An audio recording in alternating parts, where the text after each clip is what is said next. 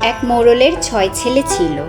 ধীরে ধীরে ছেলেরা বিবাহযোগ্য হয়ে উঠল। মোড়ল 6 ছেলেকে একসাথে বিয়ে দিয়ে সংসারী করল। 6 বউয়ের মনে সুখ নেই।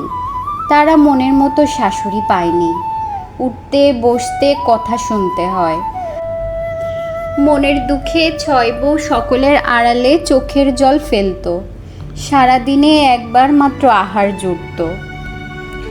বেশিরভাগ দিনই তারা না খেয়ে থাকত। স্বামীকে বলবে, তারাও আবার মায়ের ভীষণ ভক্ত। একদিন গ্রামের অন্য এক মোড়লের বিয়েতে তাদের সকলের নিমন্ত্রণ ছিল। সন্ধ্যাবেলা 6 বউ শাশুড়ির সাথে বিয়ে বাড়িতে গেল।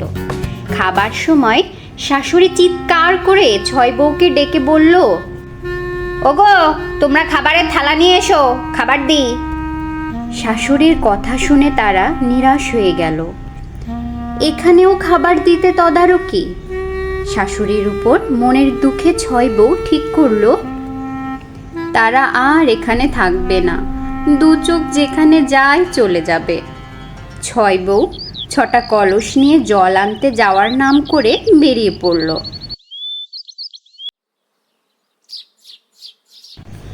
উদ্দেশ্যহীন পথে তারা হেঁটে চলল। এক সময় পৌঁছে গেল গভীর জঙ্গলে। জঙ্গলের খানিকটা পথ অতিক্রম করার পর দেখতে পেল বিশাল এক অট্টালিকা মাথা উঁচু করে দাঁড়িয়ে আছে। ওরা অবাক হয়ে গেল। ভাবল, এই জনশূন্য জঙ্গলে এত বড় অট্টালিকা এলো কোথা থেকে? সাহস করে 6 বউ অট্টালিকার ভেতরে প্রবেশ করলো।